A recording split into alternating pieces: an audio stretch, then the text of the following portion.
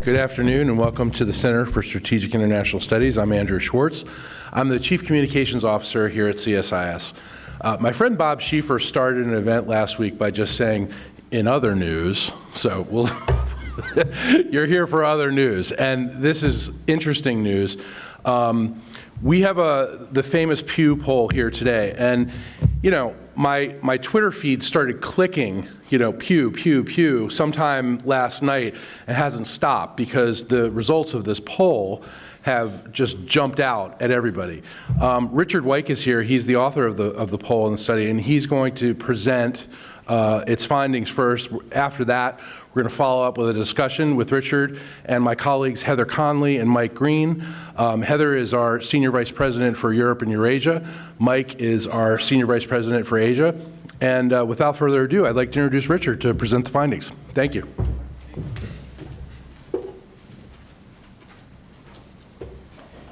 Great. Thanks, Andrew. Thanks to Heather and Mike. Thanks to CSIS for hosting this. Thanks to all of you for being here. Really appreciate the opportunity to be here and talk a little bit about this report, which we did just release last night at 6 o'clock. And we look at what people around the world think about the United States. We have been doing surveys at Pew now internationally for over a decade and a half, and we look at a lot of different topics in our surveys, but this is the one that we've come back to repeatedly over the years. And I think one of the reasons we've done it is because it's been a really interesting story. We've seen some highs, we've seen some lows over the last decade and a half, and truthfully, in this survey, it's mostly lows. We see that President Trump remains unpopular internationally. We see that ratings for the United States remain lower than they were during the Obama era. Most of those we surveyed say that they don't think the U.S. takes into account the interest of countries like theirs when it's making foreign policy decisions. Many say that they don't see the U.S. doing as much to address global problems as it has in the past. And a lot of these criticisms of the United States are most common among some of our best allies and partners. Now, there are some exceptions to this overall pattern as well. There are some countries where President Trump gets pretty good ratings, and we'll take a look at those exceptions as well. And we'll also take a look at public opinion around the world regarding the balance of power. One of the interesting findings, I think, from the survey is that big majorities in most of the countries that we polled say they see China's power very much on the rise. But when you ask them which country would you like to see as the leading global power in the future, they overwhelmingly say the United States. So what I'll do is walk through a few slides that highlight some of the key findings from the report, and then we'll have a discussion and happy to take some questions as well. So let's see if, there we go. Before I jump into the findings, I'll just tell you briefly a little bit about the Pew Research Center and who we are and what we do. As it says here, we've been around over 20 years now. We're funded largely by the Pew Charitable Trust, although we do get funding from other foundations and sources as well.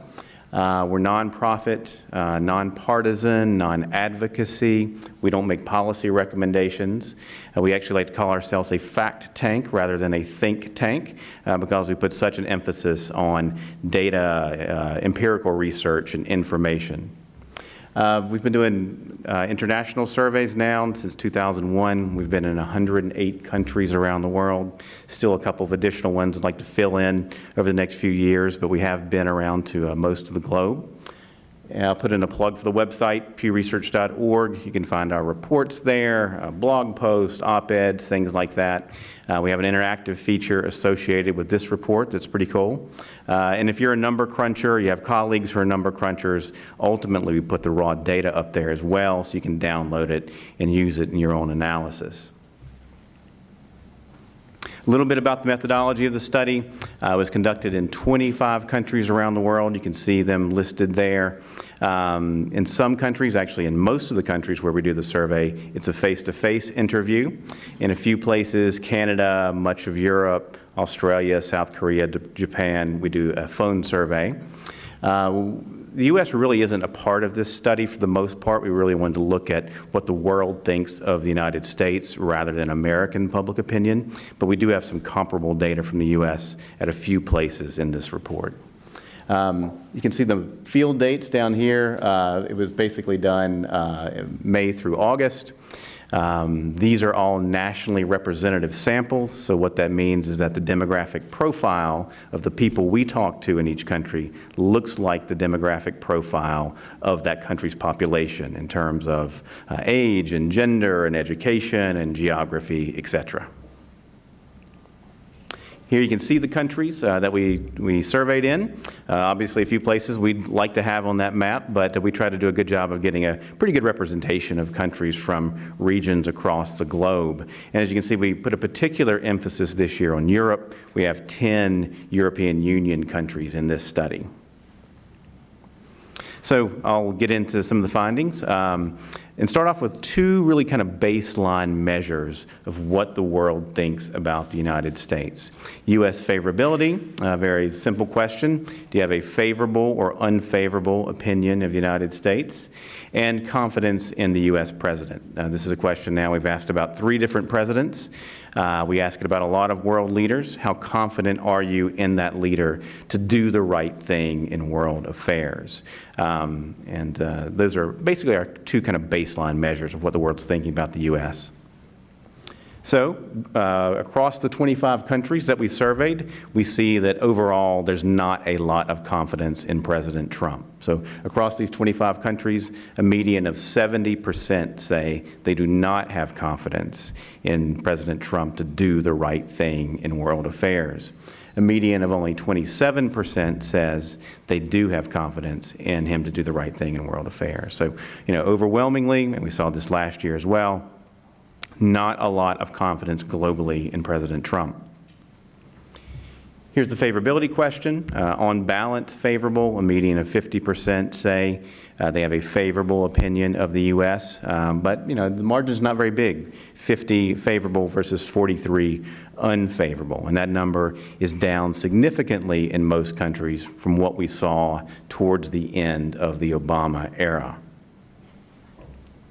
Now, this chart kind of represents our long-term trend in our surveys in terms of what have we seen regarding American presidents and overall attitudes towards the U.S. So this is data from 4 Western European countries that we've surveyed pretty consistently over the last decade and a half. And this is that confidence measure that we asked about President Bush, then about President Obama, and now about President Trump. So if you look at the numbers for Bush, he starts out not especially getting good marks, and they actually go down throughout the course of his presidency in Western Europe. So there's, as you all know, a lot of opposition to key elements of Bush's foreign policy. He wasn't especially popular in the region, and his numbers were pretty low. Comes in 2009, and he gets these sort of astronomical ratings, more than 9 in 10 having positive views about him in France and Germany in 2009 after he takes office. They move around a little bit over the years, but he leaves office still getting very positive marks in Western Europe. And then you can see the downward trend, a pretty sharp one, over the last couple of years in terms of attitudes towards President Trump. 1 in 10 or fewer in Germany and Spain and France say they have confidence in him. His numbers are up a little bit in the UK, but still, overall, low numbers in the UK, low numbers in Europe. And this trend is especially dramatic in Western Europe, but over the last decade and a half, we've seen a lot of trends that look something like this in the countries that we've surveyed. And now, I won't go through each one of these in detail, but we can walk through just a little bit the country-by-country findings in this year's survey in terms of the percentage of people who have confidence or who lack confidence in President Trump. So, as you can see, in Canada, 75% say they do not have confidence in him. Now, obviously, this data was collected before the NAFTA or the new NAFTA agreement that's happened, so we don't know what impact that might have had, but this is consistent with what we've seen over the past couple of years. very negative attitudes towards Trump in Canada, and that's had an impact on America's image. Mostly negative throughout the European countries that we've surveyed, a little less so in Hungary and Poland. Again, this is consistent with what we've seen. Those European nations are a little bit more positive about Trump than their neighbors, although the data still leans in a negative direction even in Hungary and Poland. Russia, just 19% confident in President Trump this year. That's actually a pretty big decrease from last year when he got much more positive numbers in Russia. And his numbers are down there, ratings for the U.S. are down there, and I think that's consistent with what some other Russian polling has shown as well. Same question in the other countries that we polled. Asia, as you can see, a mix of views, mostly negative in Japan, Australia. South Korea, mostly negative, although Trump's numbers have improved a bit in South Korea over the past year. Philippines, he gets his best ratings on the survey. Nearly 8 in 10 in the Philippines say they have confidence in him. Now, that's pretty consistent with what we've seen over the years in terms of views of the U.S., views of the American president in the Philippines. I think at one point Obama may have gotten a positive rating from more than 90% of those we polled in the Philippines. So high numbers for him, but that's not unusual in the Philippines. Big differences in the two Middle Eastern countries that we surveyed, very negative in Tunisia, very positive in Israel. We'll look more at Israel in just a moment. In Sub-Saharan Africa, this is also typical with what we've seen over the years. We tend to get high ratings for the U.S. and for American presidents in Sub-Saharan Africa. And then in Latin America, overwhelmingly negative right now in terms of their views, or at least in the 3 countries we surveyed, towards President Trump. Just 6% in Mexico said they have confidence in him. That's his lowest rating on the survey. I believe it's 66% in Mexico say relations have gotten worse over the past year. Last year we asked about the wall. More than 9 in 10 Mexicans said they opposed the building of the wall. So, Mexico stands out in our survey as a country with especially negative views towards President Trump. In this year's poll, same was true in last year's poll as well. Now, one of the things we see in Europe is that people who have a positive view of right-wing populist parties tend to also have a more positive view of President Trump. So if you look at the UK, for example, among those who have a favorable view of UKIP, 53% of those people say they have confidence in Trump. It's just 21% among those who have an unfavorable opinion of UKIP. And you see a similar pattern in these other countries, Sweden, France, Italy, the Netherlands, regarding AFD, views of AFD in Germany. So there is a clear pattern here, although it's also worth noting that, even among the people we surveyed in Europe who have a favorable opinion of these right-wing populist parties, in general, you don't get a majority even among them saying they have confidence in Trump. So the numbers are still generally pretty low, but they are higher among those who support right-wing populist parties in Europe. Here's the question about whether you have a favorable or unfavorable opinion of the United States. This shows the percentage of people in each country who have a favorable view of the U.S. in the survey. If you start out over here in the Western Hemisphere, it's 39% in Canada. That's the lowest percentage we've seen in any of the polling we've done in Canada over the last decade and a half. 32% in Mexico. I think it was 30% last year. Those are the 2 lowest numbers we've seen in Mexico over the years. Somewhat better in Brazil. Low in Argentina. That's pretty consistent. We typically see more negative views towards the U.S. in Argentina than elsewhere in Latin America. High in the 3 sub-Saharan African countries that we surveyed. Again, that's pretty typical. Sub-Saharan Africa was the one part of the world we didn't see the rise in anti-Americanism during the Bush era. He was fairly popular in the region. His policies were. He got good ratings. The U.S. got good ratings during the Bush years. That was true during the Obama years, and we still mostly see that in the Trump era as well. In Asia, as you can see, a mix of views, very high in South Korea and the Philippines. We'll take a look at Japan in more detail in just a moment. Again, the ratings are down in Russia. And then in Europe, we've got a separate map to break that out. in a little more detail. You see that attitudes are mostly underwhelming, essentially, in Europe and most of the countries that we surveyed, but it does vary a little bit. It's in the 30s in terms of favorable views of the U.S. and the Netherlands and Germany and France and Greece, much higher in Hungary, and then especially in Poland, you see much more positive views towards the U.S. So there is some variety among the European countries that we surveyed. Now, I thought it'd be useful to look at a few different examples of how these two measures have tracked over time in some of the other countries that we surveyed, including some key allies of the United States, starting with Germany. So, you can see here's that favorability measure, the sort of green line, and then the blue line is confidence in the U.S. president. And, we saw that line earlier. The confidence in the president went down in the Bush era, goes up very high during the Obama years. Drops down a little bit there. I believe that was 2014 maybe, after the NSA story broke, and it turned out we might have been listening in on the phone conversations of Angela Merkel, which didn't play too well in Germany, and the numbers came down a little bit then. But they bounced back. Obama leaves office very popular, and then you can see the decline for Trump in the last couple of years. And the favorability line also moves around basically in sync with that confidence in the president line. So what you end up with is a country in Germany right now that has both sort of low ratings for President Trump and relatively low ratings for the United States. Slightly different pattern for Japan. If you look at attitudes towards the U.S. president in Japan, it moves around a somewhat similar pattern to what we've been seeing, lower during the Bush era, bounces up under Obama, and then lower again now in terms of views about President Trump. But the favorability measure hasn't moved as much. It's never gone below 50%. It bounces up very high after the tsunami, up to 85% when after the U.S. had provided aid to Japan following the earthquake and tsunami.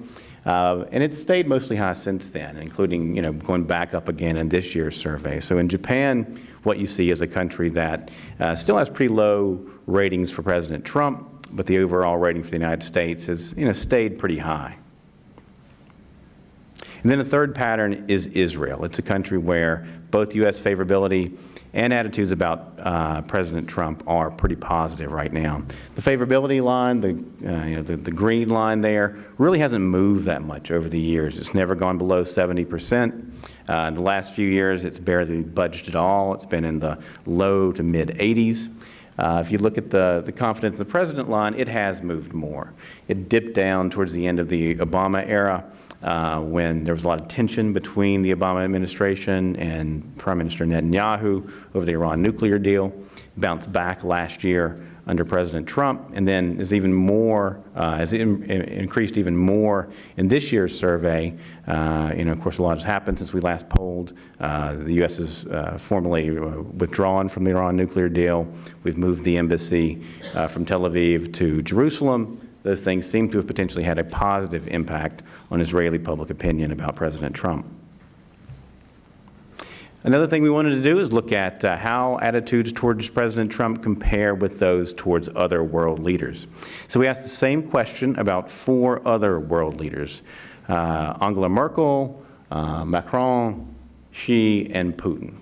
And these are median percentages across the 25 countries that we polled. And as you can see, Angela Merkel is the only one among these 5 leaders that essentially breaks into positive territory. Across the 25 countries we polled, you get a median of 52% saying they have confidence in her to do the right thing in world affairs. Now, Macron doesn't quite break the 50% line, but on balance, people do actually have positive attitudes towards him as well. That's not true of Xi or of Putin or of Trump.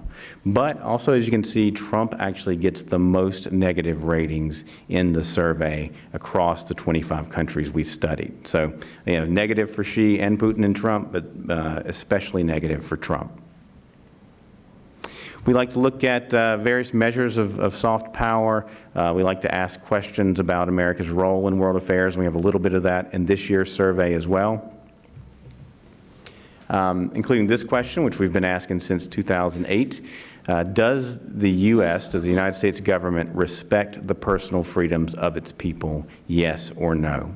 So again, these are median percentages across all the countries we polled. So you have a median percentage of 51% saying yes, just 37% say no. So this is still something that's something of a soft power asset for the United States. People still tend to think that the U.S. government respects individual liberty, but that percentage has been going down over time, and we'll take a look at that in just a moment. Another question we've asked a lot over time, how much do you think the U.S. takes into account the interest of countries like yours when it's making foreign policy decisions? And what we see in this year's survey is people tend to say not much. People tend to think that the U.S. basically ignores the interests of their country when making foreign policy decisions. Now, that was true during the George W. Bush era. It was true to a lesser extent during the Obama era, but it was still true. And then those numbers have come back, and you get more and more people saying that the U.S. kind of ignores their interest in world affairs during the Trump years. And then a new question we asked, do you think the United States is doing more, less, or about the same to address global problems than it did a few years ago? And here you get a slight plurality, basically saying that the U.S. is doing less. You get about a third saying about the same, and then not many overall saying more. But as you'll see in a minute, the view that we're doing less is actually especially common among some of our key allies and partners. So here's that question about personal freedoms, and from several European countries that we've surveyed pretty consistently over the years. And as you can see, the percentage of people who say that the U.S. respects the personal freedoms of its citizens has declined in recent years. And one thing that's interesting about this question is that it is down during the Trump era, like some other measures that we ask about, but it actually started declining during the Obama years, in particular after the NSA scandal, the Snowden revelations. Ferguson was happening around that time period, a number of different things that may have contributed to this, but this question actually started declining during the Obama era, and it's continued under the Trump presidency. Here's the question that measures whether people think the U.S. essentially listens to other countries in world affairs. You can see the 2013 numbers in green, 2018 numbers in blue. You take Germany, for example, back in 2013, you had 50% saying that the U.S. takes into account the interest of countries like Germany when making its foreign policy. It's down to 19% in 2013. Similar declines in lots of other countries as well. But it is also worth noting, if you look at those 2013 numbers, they weren't especially high to begin with, right? So this is always something that's been a criticism of the United States in our polling. But it's a stronger criticism now. It's more common now than it was during the Obama era. This question about whether the U.S. is more or less or about the same in terms of its efforts to solve global problems. If you look at some of our key allies, especially in Europe, you see big numbers saying less. In Germany and Sweden, it's 3 and 4, saying we're doing less now than we were a few years ago to help solve global problems. A little bit less so in some of the southern European countries, less in places like Greece and Hungary, but among some of our key European partners, you get big majorities saying that, in fact, we're doing less. Same question in Asian nations and in Canada. Again, pretty big numbers, maybe not quite as high as we saw in countries like Germany, but pretty big numbers in Australia and Japan. And then a big majority in Canada also saying that we're not doing as much as we were a few years ago to deal with global issues. And then one final topic that, as I said, we like to look at in our surveys is the balance of power, in particular the balance of power between the United States and China. So here are some examples of 3 different questions we asked about that about that topic in this year's survey. One sort of about the recent past, one about the present, and then one about the future. So one of the questions we ask is do you think that the United States is playing a more important role in world affairs than it was 10 years ago? And then we ask the same question about China. So when we ask it about China, a median of 70% across the 25 countries we polled say that China is playing a more important role than it was a decade ago. Just 31% say this about the United States. So, and here's an example of a very clear consensus among the publics we surveyed that China is playing a more important role. Less so when it comes to the U.S. Now we ask a question about the current economic balance of power in the world. Who do you think is the world's leading economic power? And we give people the option of China, the U.S., the EU, or Japan. Not many people tend to say the EU or Japan. They mostly say it's either the U.S. or China. And by a slim margin, 39 to 34%, you get more people right now naming the U.S., but that's not true in every country. And that question has moved around a little bit over the last decade, depending on what's happening economically and politically in the world. But right now, the U.S. maintains essentially a slim margin on that question. And then a question we ask about the future, which would you prefer, a future in which the United States is the world's leading power, or a future in which China is? And here, the clear winner is the United States. People are much more likely to say the U.S. Should be, or the world would be better off if the U.S. is the world's leading power. So here's that question on whether China is sort of up or down over the last 10 years. You can see the U.S. in here as well. We also asked it about a number of other countries. So these are median percentages across the 25 countries we polled, saying that these various nations are either more important, less important, or as important as they were a decade ago. So again, it's 7 in 10 of the people we surveyed saying that China is actually more important. It's a little over 4 in 10 for Russia. And then you can see the others listed here. Germany, fairly high. UK down here at the bottom. And one of the things I think is interesting about this is that, I bet you if you asked a lot of foreign policy experts in the U.S. to kind of rank order these, you might get something that looks pretty similar, actually, right? China's playing a bigger role. Russia's been more assertive. Germany's role in world affairs has sort of stepped up over the last decade. Post-Brexit, UK might be placed down at the bottom. So in some ways, when we ask this question to average citizens around the world, we get some results that might not be all that different from what foreign policy experts might suggest. Here's the question about U.S. leadership versus Chinese leadership, again, among some of our key allies and partners. As you can see, the numbers in terms of people saying they prefer the U.S. to be the world's leading power is pretty high in most of these countries. Except Russia. In Russia, you get a big middle category there, people saying, I don't really want either one. Presumably, they're thinking Russia. We didn't really give them that option in this question, but we do get that in some countries where substantial numbers of people volunteer. They'd rather see neither the U.S. nor China as the top power. Same question in the other countries we surveyed. For the most part, you do see people saying they want U.S. leadership. You get substantial numbers for China in some African nations, in Tunisia, to some extent in Latin America. So there are some exceptions, but you do see, on the whole, globally, people saying they would like to see the U.S. as sort of the leading power in the world. So I think that, that last finding, just to sum up, is a reminder of something that we've seen in our surveys in different ways over the last few years. Even when there's a lot of frustration with the U.S., even when there's a lot of unhappiness with whoever's in the White House, there's still a lot that people continue to value about the United States. And still, most of the people in this survey say that they'd like to see the U.S. continue to play a leadership role in world affairs. I'll stop there and look forward to the discussion. Thanks a lot.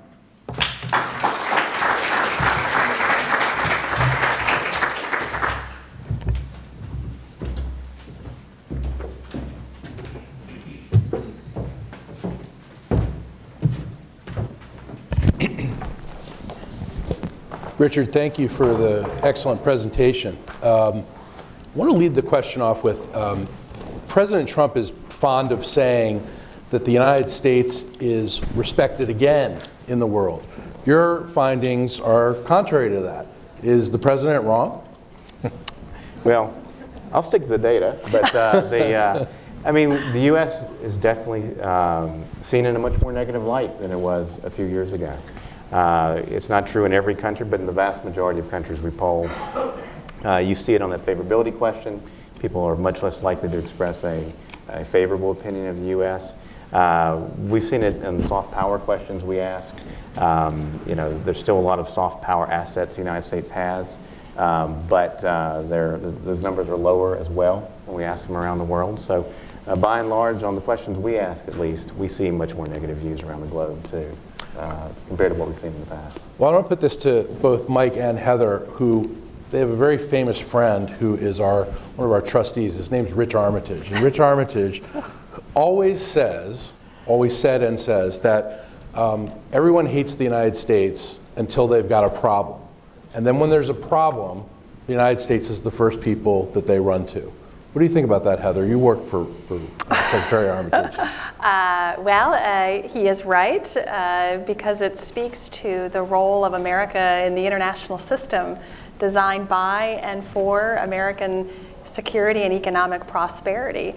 And in some ways, one of the most striking things from Richard's presentation to me was this sense of confusion about what the role of the U.S. will be. It was a sort of a third, still the same, not the same, want it to come back. And I think you see that yearning for America to play the role that most our allies and our adversaries understood about how we would respond in violations of international norms and try to create coalitions to go tackle problems. And now that has changed so substantially, but we don't know what the future holds or what U.S. leadership will evolve into. So, to me, absolutely, he's right. The international system is based on American leadership, and today, American leadership is a very significant question mark. Mike? Well, it's interesting when you disaggregate some of these polls by region, and it was interesting that you had some of those separated by region. And what you see is there are these kind of ecosystems within Europe, within East Asia, within Africa, and the views of the U.S., the views of Donald Trump refract differently depending on who your neighbor is. So in almost all the questions, the closer you live to China, the more you like the U.S. And what struck me the most about the poll result was how Japan, Korea, Australia are disaggregating Donald Trump from the United States. The numbers you had about how important is American leadership to your country, Japan, Korea, Australia, the East Asian countries were, 78, 80, 82%, very, very high. And the question about who do you trust, Xi Jinping was lowest in East Asia and deteriorating, by the way. I compared the numbers to last year, and Xi Jinping is going down. If you live in a dangerous neighborhood, you're willing to tolerate a certain amount of eccentricity and unpredictability because you need the U.S. too much, and that's pretty clear in the data. But of course, the pain of that is also evident because the question, do you trust the U.S. to do the right thing for you or to watch your interests, has deteriorated everywhere, including Asia, where there's a recognize of the need for more. They like the U.S., they want the U.S., but are not as confident as they were even a year ago that the administration's looking out for them. Except in Korea, interestingly, which is a separate story we can talk about, having to do with the North-South diplomacy and the Kim. Well, let's talk about that. Why in Korea? What's the situation in Korea? Well, Korean polls in Korea by Korean organizations, other polls we've done at CSIS on foreign policy elites are very favorable to the U.S. South Korean attitudes are very positive about the U.S. So that puts something of a floor under it. I think President Trump traumatized the Koreans with the talk of bloody nose and war a year ago, but then his summit in Singapore with Kim Jong-un was really brokered by the South Korean president, Moon Jae-in, and it's very rare for Koreans to see their president play such a dynamic catalytic role. And so, it sort of has tracked with Moon Jae-in's popularity, actually, because they're seen as partners trying to see where this will go with North Korea. The flip side of this is what's true in Japan, where trust in Trump has gone down because they think he's being snookered by Kim Jong-un. And maybe he's favoring South Korea over Japan in his relationships. If you follow the diplomacy with North Korea closely, you'll see that most of what the president has said and done tracks with Moon Jae-in's views. And although Abe and Trump have a good personal relationship, most of what President Trump has said and done with respect to North Korea contradicts things that Abe has clearly asked for. And so with these, polls, of course, people are looking at them through different prisms, and I'm sure in South Korea and in Japan, much more than the rest of the world, they're looking at it through this North Korea diplomacy. Well, Moon hasn't played golf at Mar-a-Lago yet, but he also didn't give President Trump a golden golf club, but it seems like he's a little bit ahead right now. He's getting, yes, I mean, the Abe-Trump relationship may be the best among any of the leaders, but Moon is getting a lot more out of his relationship with the president. Let's talk about China. Richard, your survey found that a median of 70% of respondents view China as having a more important role in the world order than it did a decade ago. What do you attribute that to? I think this, as I talked about a little bit, I think it's interesting that this is an issue that's not only being debated among foreign policy elites and that type of thing. I mean, the rise of China's growing power is something that very much registers with average citizens around the world. And I think we've seen that in a variety of different questions we've asked. But people have different views about China depending on what question you ask them. I mean, in many parts of the world, even in Asia, where there are real concerns about China, people tend to say that they're concerned about. They tend to say that they welcome Chinese investment. They think China's economic growth is a good thing for their country. But when it comes to the security front, there are a lot of concerns about China. A couple of years ago, we asked some questions basically about the rebalance or the pivot. And we saw that in the Asia-Pacific region, by and large, people welcomed it. They wanted, a bigger American military presence in the Asia-Pacific. They wanted TPP, for example. So just as Mike was saying, it's among some of China's neighbors where you see some of these concerns about China being particularly strong, and people particularly welcoming of American involvement in the region. Is this, to Heather and Mike, is this dangerous for the United States that while our views our perception of America is decreasing, the role of China increasing? What do you see in this? Well, from the European lens, I sort of see three key issues. Again, through the survey work, it's China's clarity, and where there's now a lot of confusion about U.S. retrenchment, red lines. So I think that it's clarity, number one. I think two, particularly in the Trump administration, there is an equality or a parity with an ally and an adversary. In some ways, they're not distinguished. So we place tariffs on allies, we punish allies to leverage them to do some things we would like them to do in the trade space and other space. And then we see with Kim Jong-un more flowery language for an adversary that just a year ago was threatening the United States. So I think that draws some confusion of ally and that we were threatening ourselves. Exactly, ally versus adversary. The third part, and deep in some of Richard's polling, I thought it was interesting for the EU countries, just looking at Greece and Spain, where there was more favorable ratings of China, or at least, it wasn't, you have China holds 61% of the port of Piraeus. There's economic influence, Spanish refineries. So the economic interests do have, I think, a role to play with allies that may be now having a new relationship economically with China. That explains South Africa as well. You saw South Africa, their numbers getting closer to China than it was before in terms of favorability. Mike, what do you think? So I think the way people answer this question about global leadership depends on who their neighbor is and how much they hate them.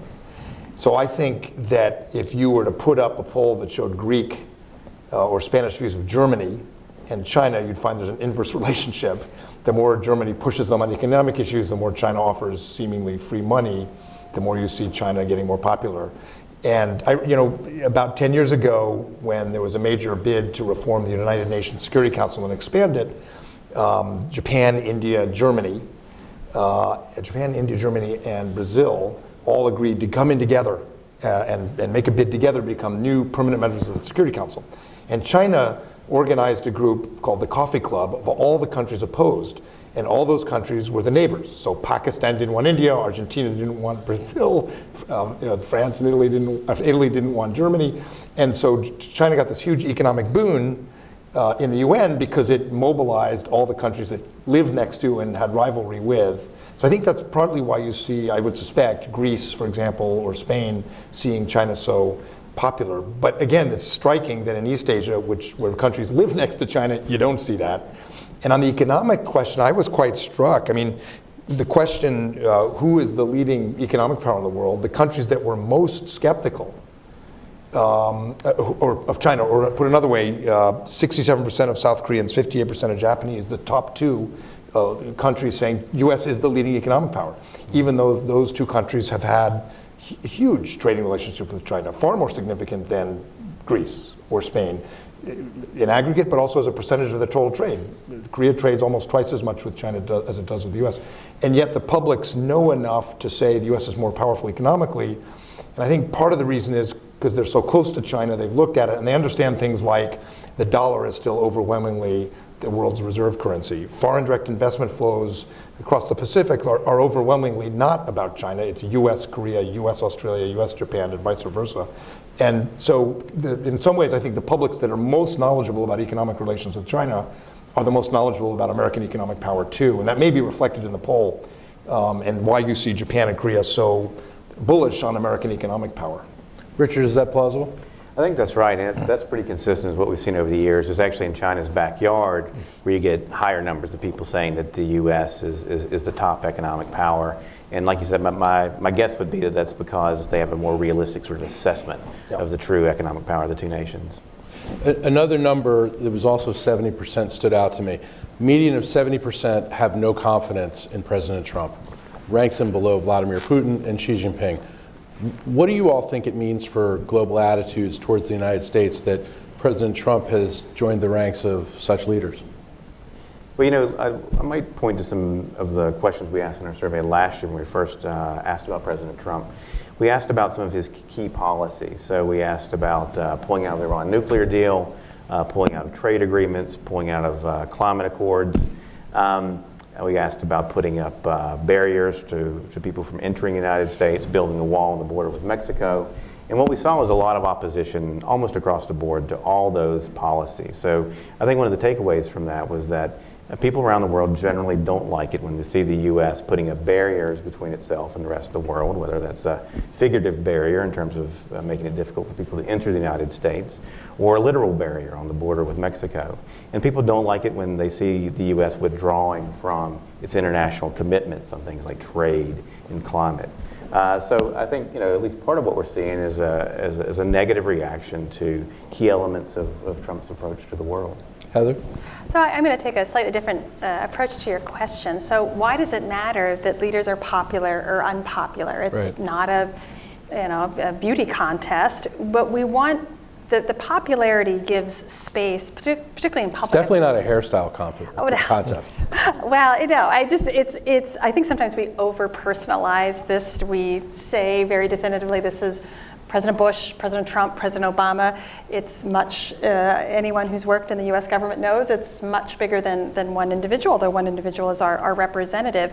But we want popularity to give space for the US government, for our policies to work in those countries. And leadership by its nature isn't popular because we're moving countries to do things that they wouldn't normally want to do. They're very comfortable in where they are. We're pushing, but that popularity, or at least favorable opinion, gives us that space to do what we need to do. So it's not about we're popular, he's unpopular. It's what you do with that space and push policy. So my reflection, President Obama was wildly popular in Europe, but there wasn't a lot of pushing for tough issues. I would say there was a bit of retrenchment back, and then having to deal with the crisis with Ukraine sort of propelled it to be more popular. So what concerned me the most is not necessarily the popularity of an individual. It waxes and it wanes, as you've shown over the last 16 years.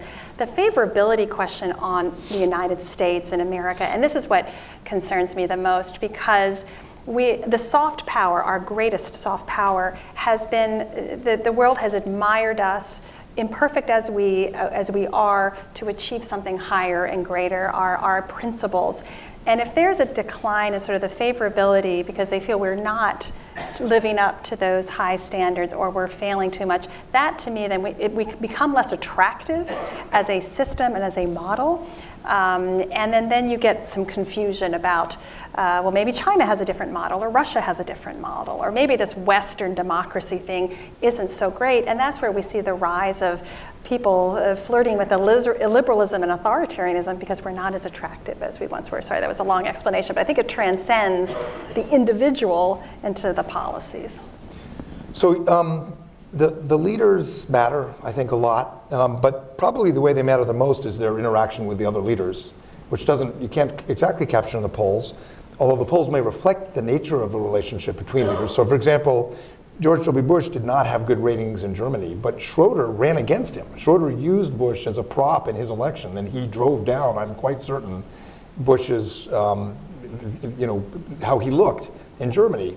In other countries, Australia with John Howard, where Iraq was, controversial, Howard didn't run against Bush. They were both conservatives. They liked each other, or Koizumi in Japan. So I think some of the things you see in the polls are the nature of the leaders. The fact that Donald Trump and Shinzo Abe have a good relationship, play golf, probably props up his image in Japan.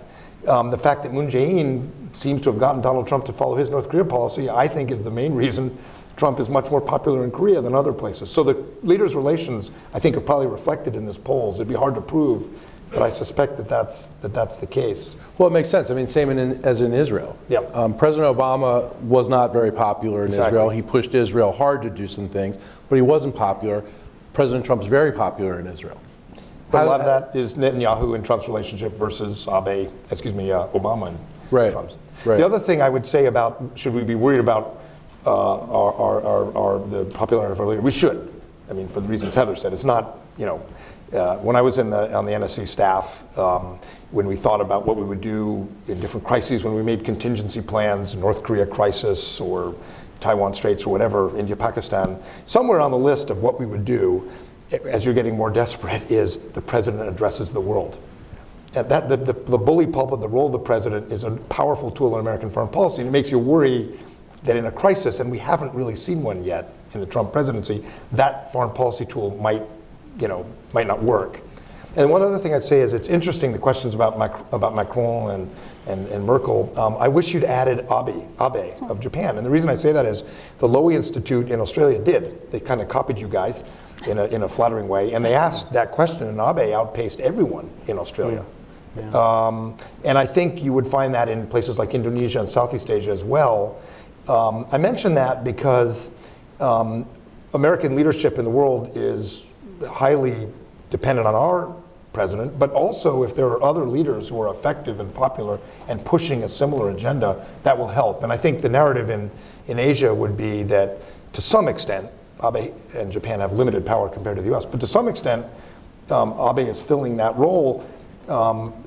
That's also actually, frankly, why Trump is less unpopular in Japan, because to an extent, certainly on conservative ranks in Japan, the idea that Japan should do more, that Trump is pushing, it has some resonance in Japan that it may not in, for example, Europe.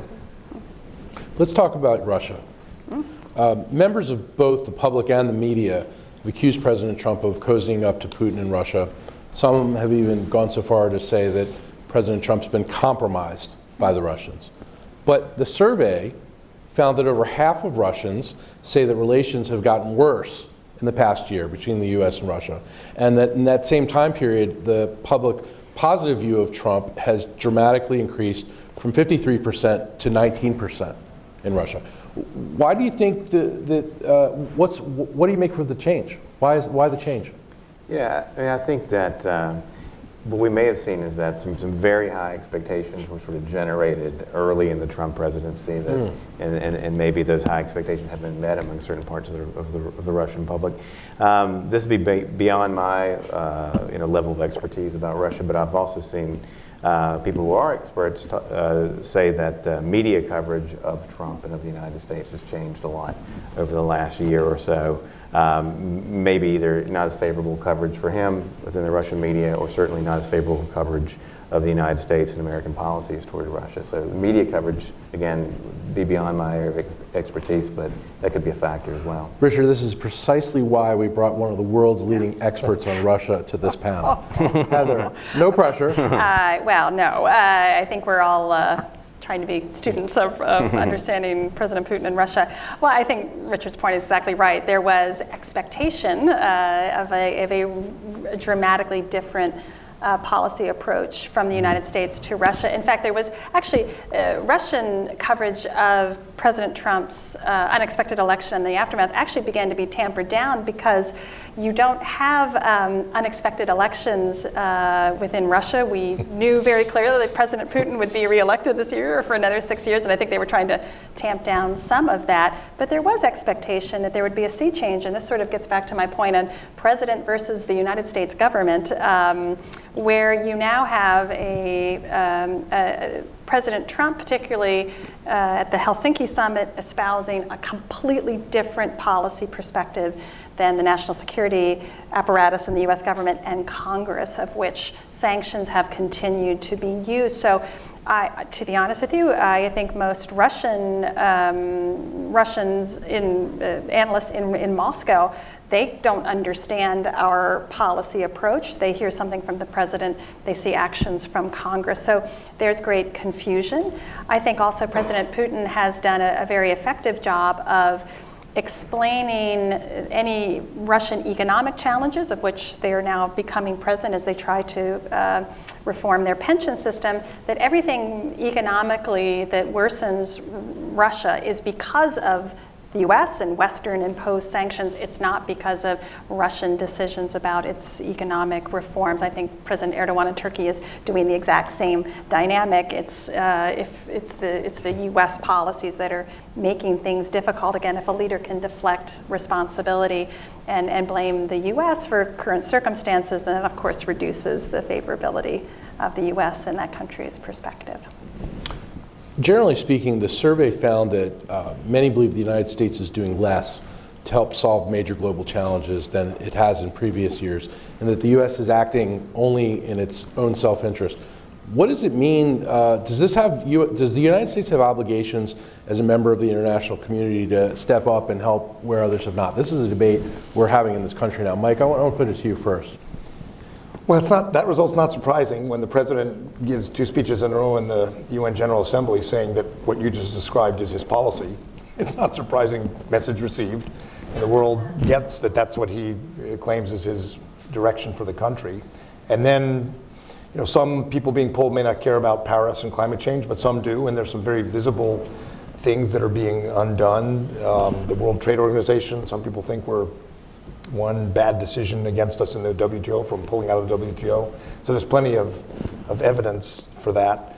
But if you were to break this down, not at the macro level, at the micro level, I don't think that, for example, in Northeast Asia, if you were polling in China, for example, Japanese, Koreans, and Chinese would say that because of North Korea. And I don't think you'd necessarily hear that in Southeast Asia, around the South China Sea, so if it's a salient issue in a part of the world that may not be getting polled, I think you'd find in some cases contradictory evidence. But when the president himself says his policy is to do less, it's not surprising that that's how the world hears the message. Heather? Well, I mean, again, I think that's just my reflection of sort of the last 70 years, our anticipation of the international system is guided and led by the United States. Right. We have been slowly trying to unburden ourselves from that leadership responsibility, encouraging allies to do more and take on more responsibility. The American people have certainly signaled that they are not supportive of a very overextended, overinvolved America in conflicts in the Middle East and what have you. The problem is the system is built on American leadership. We don't know what that system looks like when it removes itself so clearly, either from trade or from security dynamics. we don't know. And so that, to me, is the great uncertainty as we move forward. So you have a lot of nostalgia in that poll saying, how I interpret it, I wish America would go back to how it was. This is a benign power that provided public goods and security and prosperity. I want that system back. But that, to me, it's unclear that is the system that America is going to support. We've had different articulations of America's role in the world, going from a very extensive intervention in countries to change how those countries work, to we're not going to be involved in countries like Syria, and then there are consequences for that. And so now we're trying a slightly different model, which is everything. We want to pull back. We want to, and so it's unclear. And I think this is the challenge of the survey. What comes next? And there's total confusion about what that is. We're also comparing the U.S. role to China's Belt and Road, which was rolled out with huge fanfare, huge numbers thrown around. And our answer is not very clear to that. So it's being compared against a very seemingly enormous Chinese effort. I think already people are starting to question the scope, the validity, the efficacy of China's Belt and Road.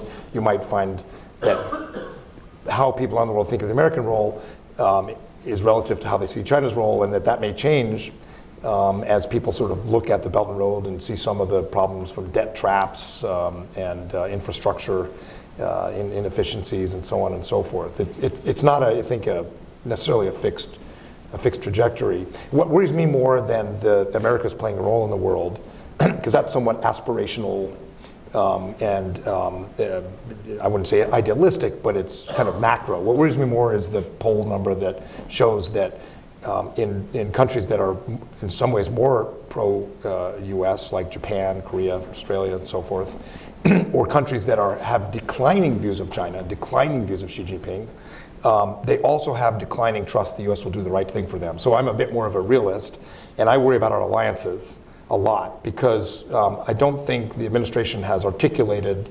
well. This would not be true of Secretary Mattis or Chairman Dunford, but the president has not articulated well to the American people of the world why alliances matter to us.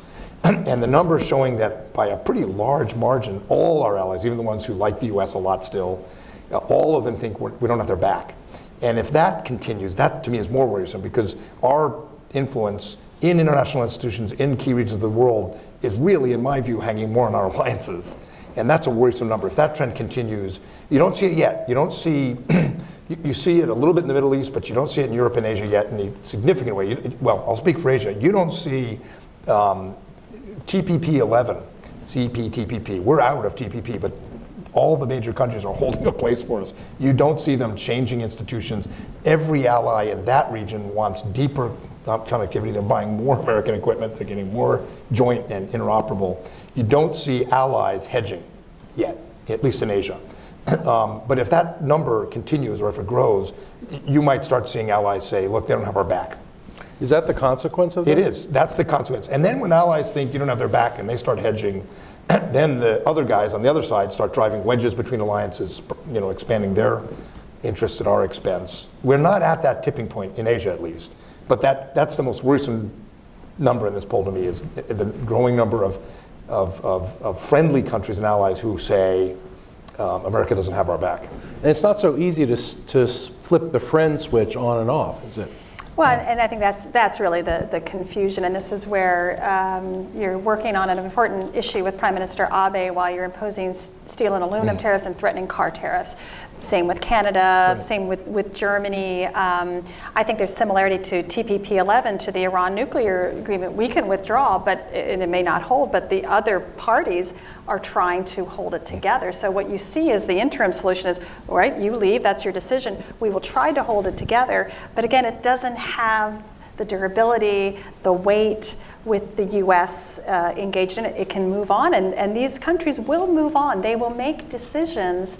They may not be optimum for themselves. The problem is there's just not, where's the hedging strategy going to go? For Europe, it's not going to be a full embrace of Russia. It's someone that's violating Europe's territorial integrity, challenging it from internal malign influence. China, there's been a slow wake up that China's economic influence carries a lot of different weight, both political as well as from a technological standpoint. Where do they go other than try to hold the line? And I worry that of Europe's fragility, they're going to have a difficult time holding the line until we either return or we really go in a permanent different direction. Richard?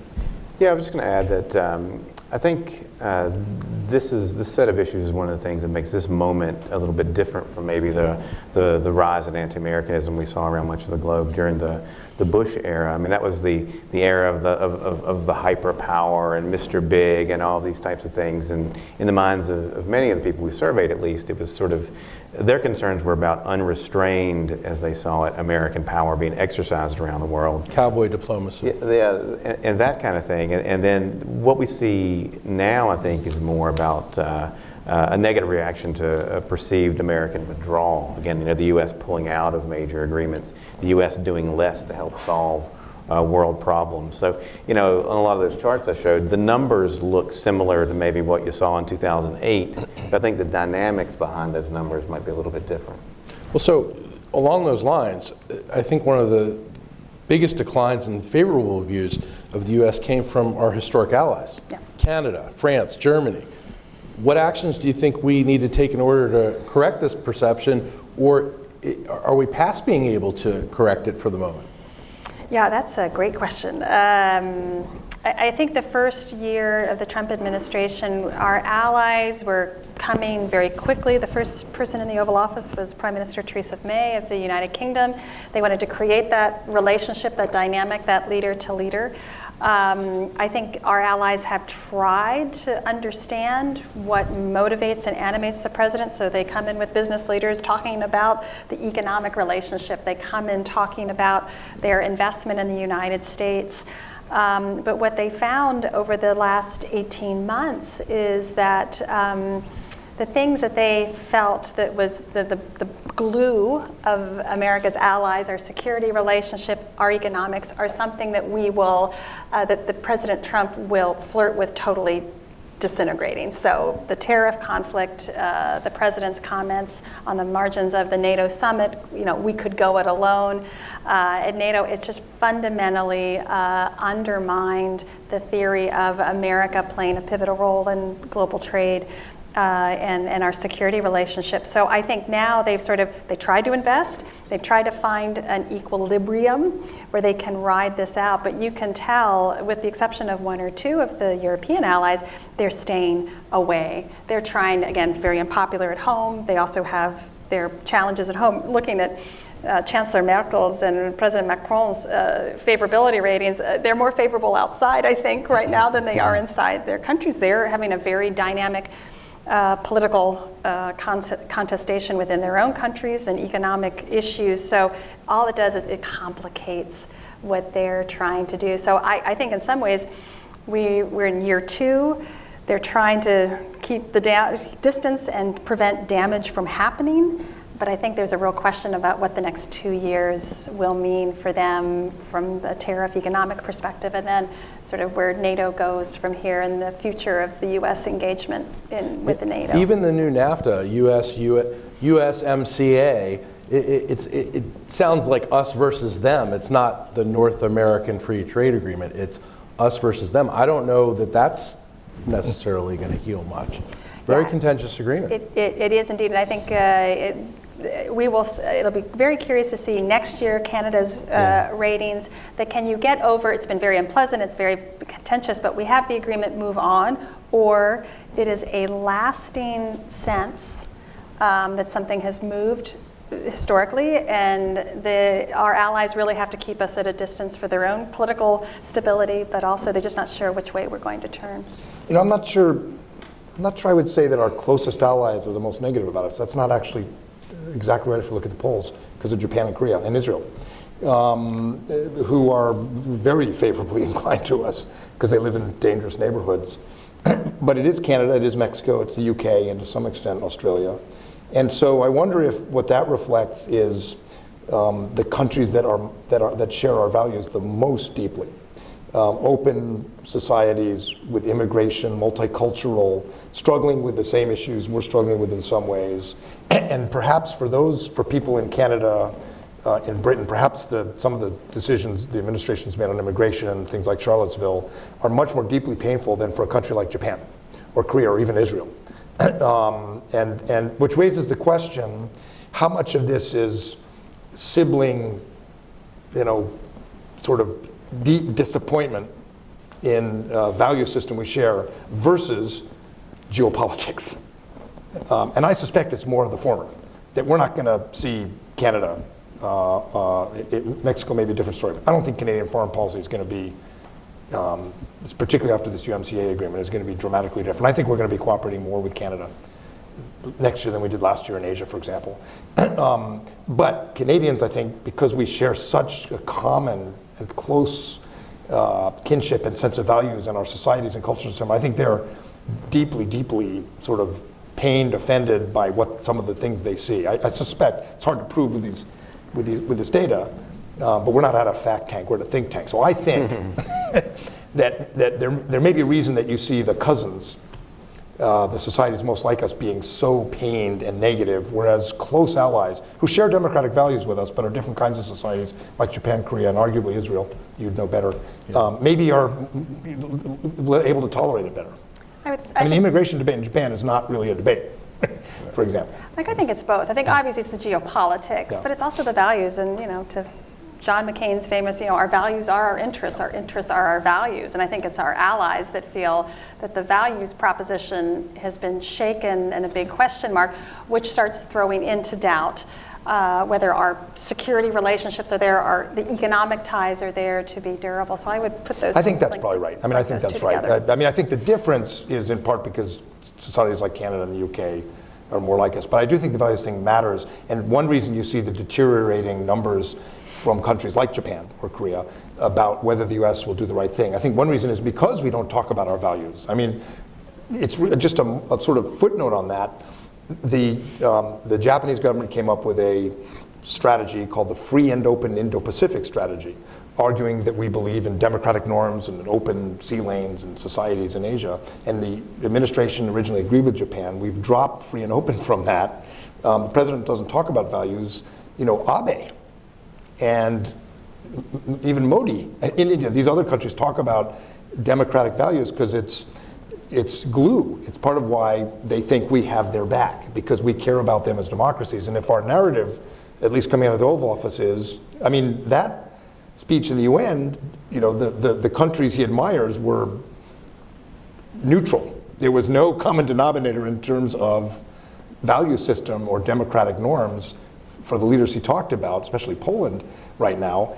And if you're depending on the United States to come to your defense, in part because we value them as democratic allies, that would be unnerving, to Heather's point.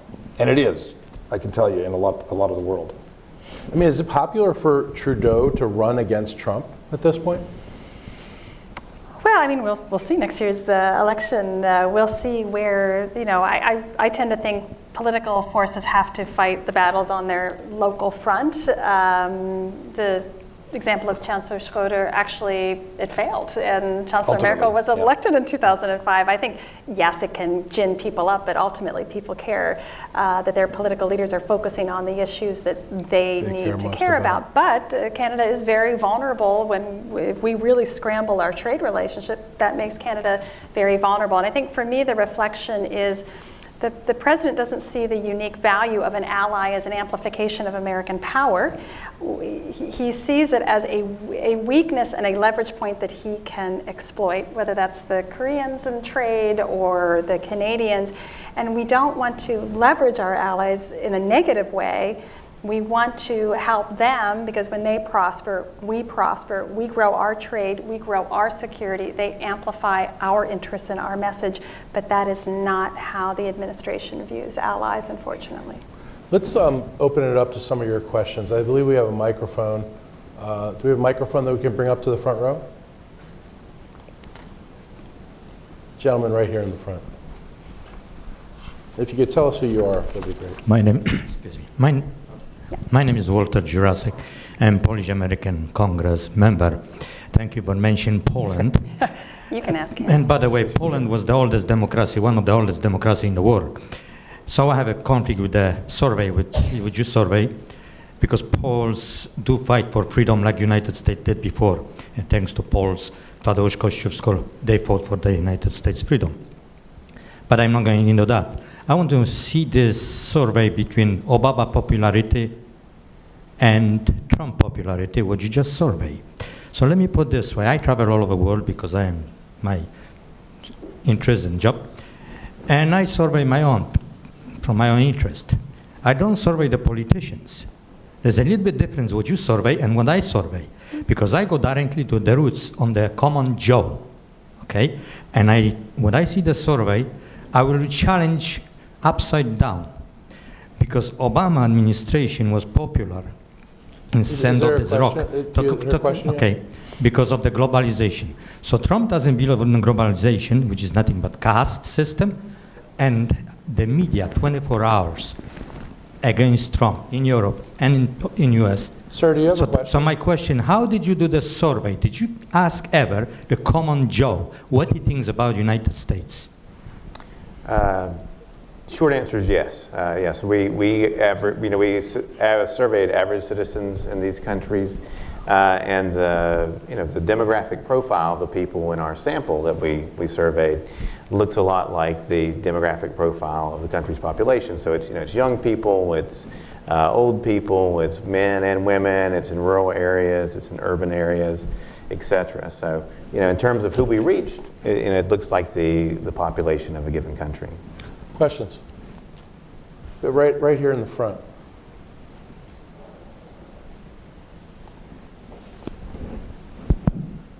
My name's Frederick Ruiz-Ramon. I work for a small consulting firm, but I used to be in the Department of Defense working international relations. And my question is on the survey, is there a way to tease out from the surveys that you did so that we can distinguish between some of these high-level trends that our speakers were talking about and the flavor of what the United States. So for example, I heard the term Cowboy Diplomacy. I think that was referring to the fact that we were invading Iraq, that we were participating with the use of force, which is one type of power, as opposed to, say, intervening economically today, if we were to do it in Central America, as a different way to address immigration versus walls.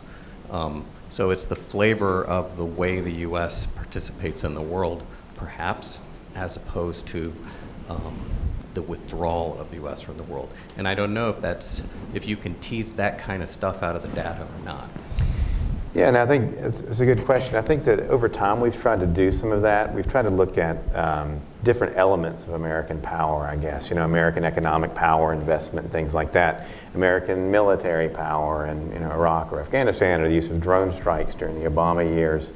American soft power and cultural power and things like that. So, not all that is actually in this one survey, but over time I think we have. Often you see a lot of reservations about the use of American military power, again, whether it was Iraq and Afghanistan or the use of drones during the Obama years. American economic power is generally kind of welcomed more around the world. We see enthusiasm for American investment, for example, when we've asked questions about that. And on the soft power front, the U.S. continues to have a lot of assets in terms of soft power. American culture is widely embraced, for example.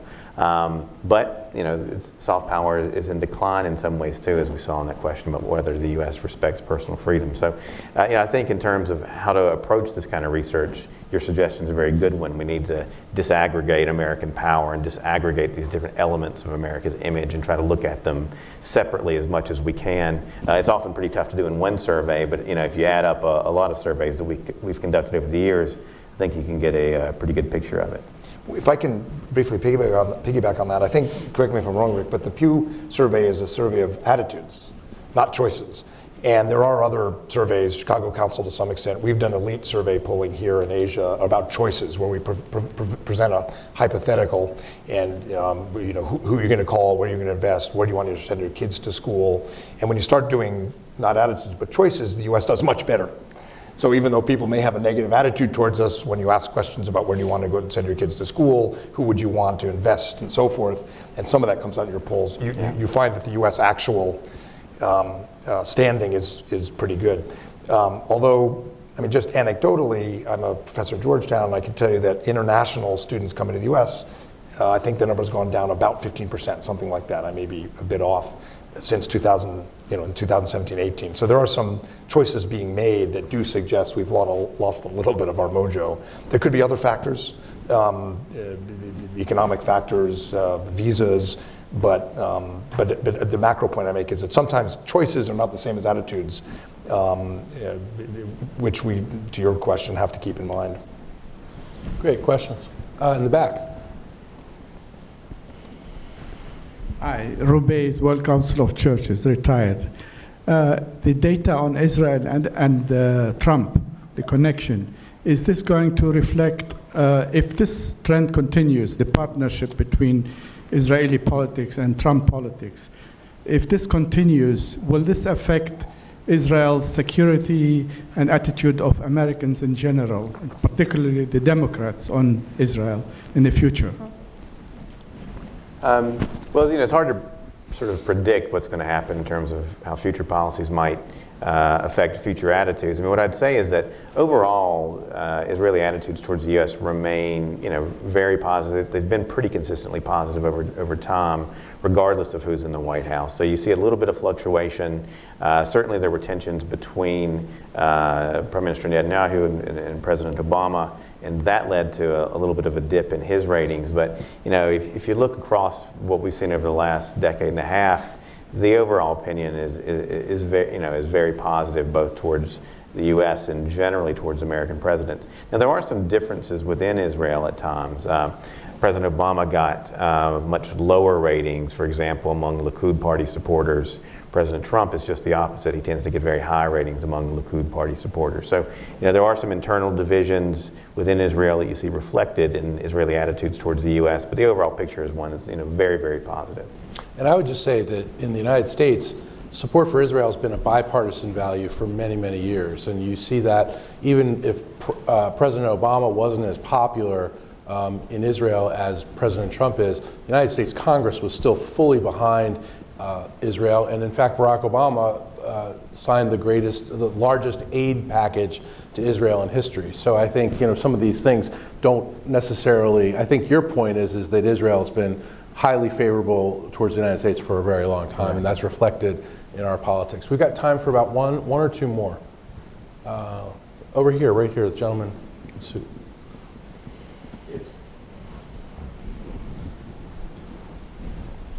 My name is Kunio Kikuchi, and a former world banker.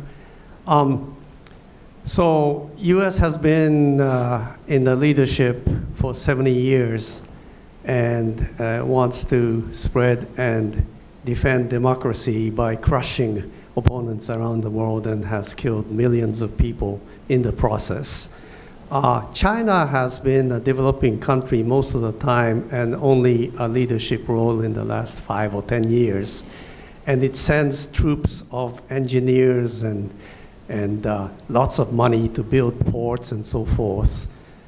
So if we are a peace-loving country around the world, don't you think if this trend continues another 5 years and you conduct the same survey, I would say mene mene tekel, the handwriting is on the wall, the world is going to perhaps come to a different conclusion unless the U.S. changes its ways? Thank you. Well, I guess in some ways your question might get at Chinese soft power, right? What do people around the world think about different elements of China's image?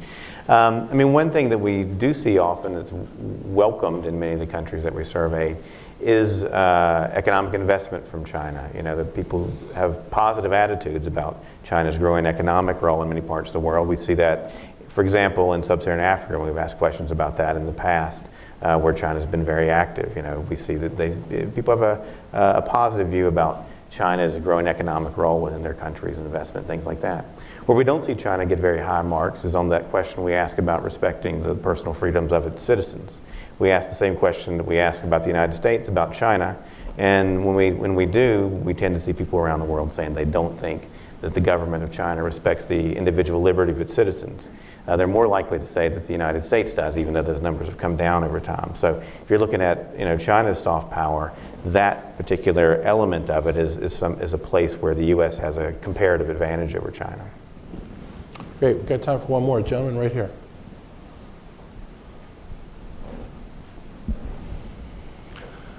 David Sobelson, Washington, D.C.